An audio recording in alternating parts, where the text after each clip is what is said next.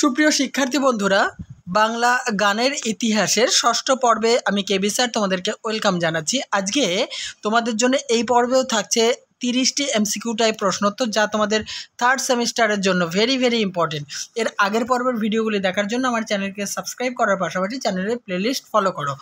দেখো, এই পর্বের প্রথম যে প্রশ্নটি রয়েছে, ভাওয়াইয়া গানের বাদ্যকারদের কী নামে ডাকা হয়? অর্থাৎ ভাওয়াইয়া গানে যারা বাদ্যযন্ত্র বাজায় তাদের কী নামে ডাকা হয়?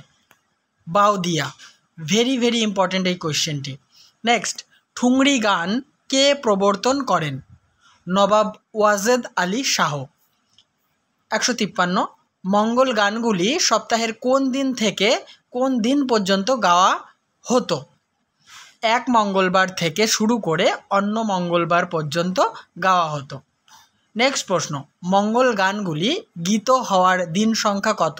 অর্থাৎ মঙ্গল গানগুলি কয় দিন ধরে গাওয়া হতো? ঠিক আছে, একই প্রশ্ন, 8 দিন ধরে।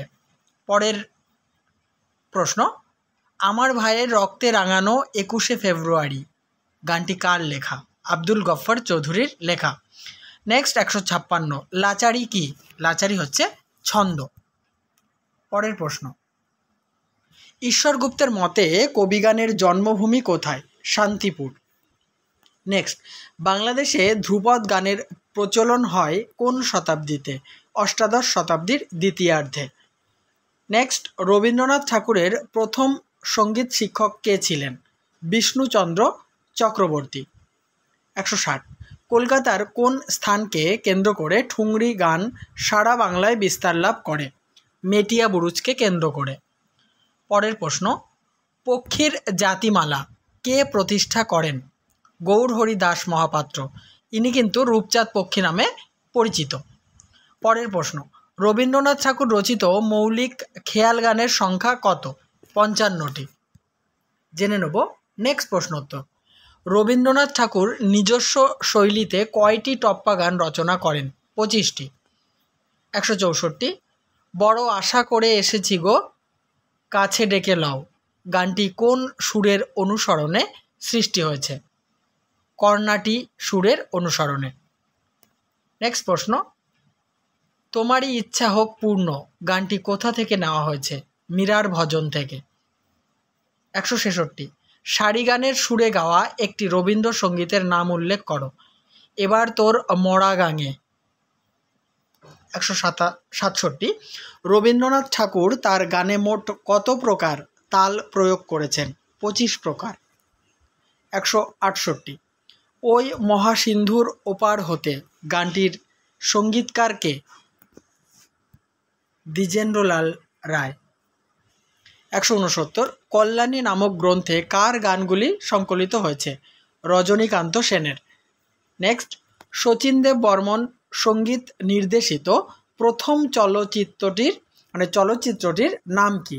সুদূরের প্রিয়ে। আবার বলছি, শচীনদেব বর্মন সঙ্গীত নির্দেশিত প্রথম চলচ্চিত্রের নাম হলো সুদূরের প্রিয়ে। 171, সলিল চৌধুরী সঙ্গীত পরিচালিত প্রথম চলচ্চিত্র কোনটি? পরিবর্তন। নেক্সট, এপার বাংলা ওপার বাংলার গান গ্রন্থটির সম্পাদক কে ছিলেন? নির্মলেন্দু চৌধুরী। নেক্সট, এমন একটি ঝিনুক খুঁজে পেলাম না গানটির কণ্ঠশিল্পী কে? নির্মলা মিশ্র। জেনে নেব নেক্সট প্রশ্নোত্তর। প্রথম সবাক বাংলা চলচ্চিত্রের নাম কি? জামাই ষষ্ঠী। নেক্সট, কণ্ঠশিল্পী হিসেবে সন্ধ্যা মুখোপাধ্যায় কোন সিনেমার মধ্যে দিয়ে আত্মপ্রকাশ করেন? অঞ্জনগড়। নেক্সট, অযান্ত্রিক চলচ্চিত্রটিতে কে সঙ্গীত পরিচালনা করেন? আলী আকবর খাঁ। নেক্সট, উত্তরবঙ্গে কোন লোকগান প্রচলিত? ভাওয়াইয়া।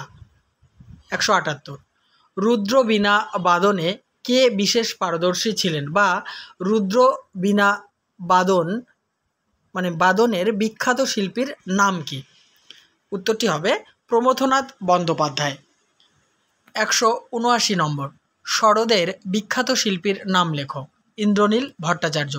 এই পর্বের শেষ প্রশ্নোত্তর, সারেঙ্গীর বিখ্যাত শিল্পীর নাম উল্লেখ করো। মেহেদি হুসেন খাঁ। তাহলে আমার এই পর্বও সমাপ্ত হলো।